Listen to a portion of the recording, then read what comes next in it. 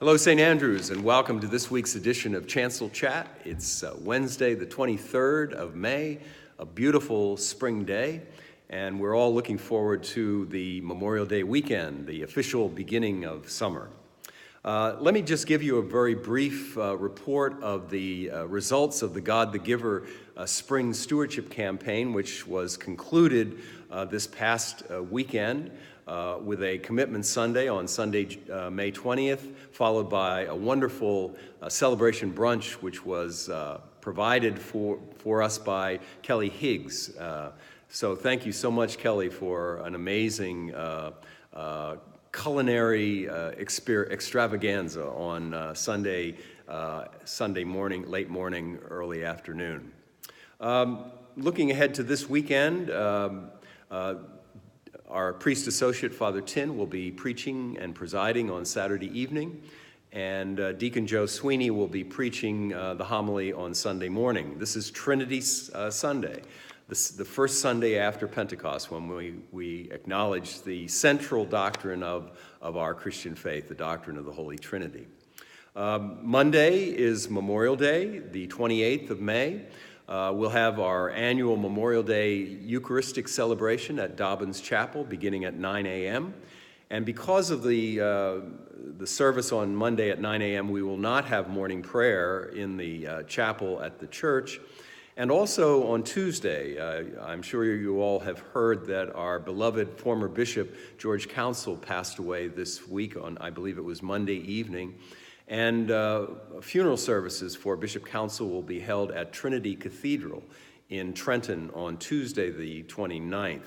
So I will be attending and will not be here for morning prayer. We'll continue morning prayer on Wednesday morning, the 30th of May. So looking ahead to the month of June, on Sunday, June 3rd, we will be hosting the Rancocas Valley Singers annual spring concert. And that will feature, for the first time, our renovated Steinway piano.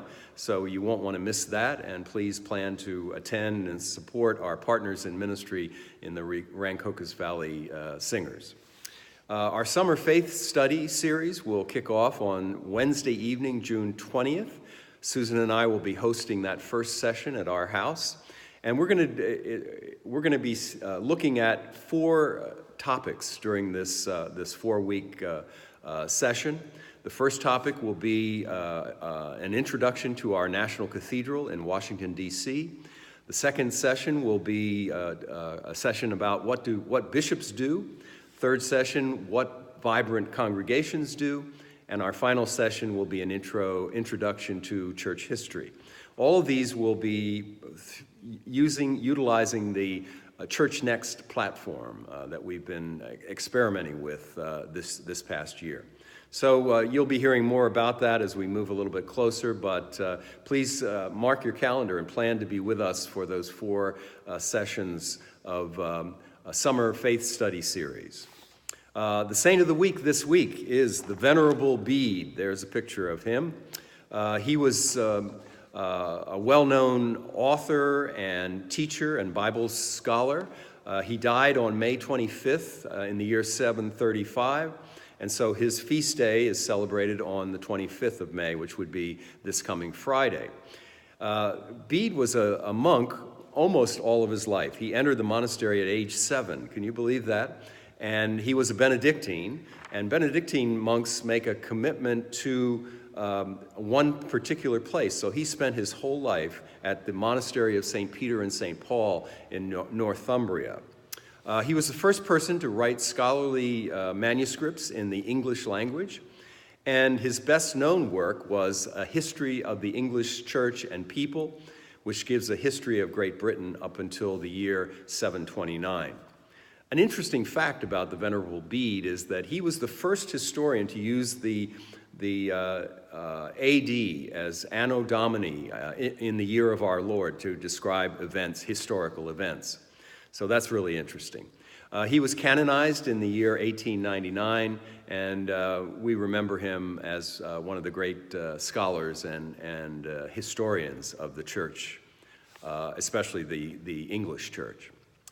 I'd like to conclude by telling you that tomorrow, on the 24th of May, I will be undergoing surgery at Cooper Hospital in Camden.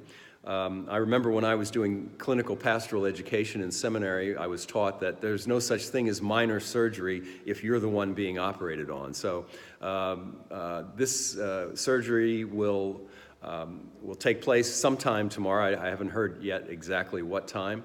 And I will be spending Thursday night and in the hospital at Cooper Hospital in Camden. So I would ask for your prayers. I expect that the surgery will be successful and I'll be discharged on Friday, but would certainly appreciate your thoughts and prayers. So that's about all I have for today. We'll talk again next week, and have a wonderful Memorial Day weekend, and God bless you.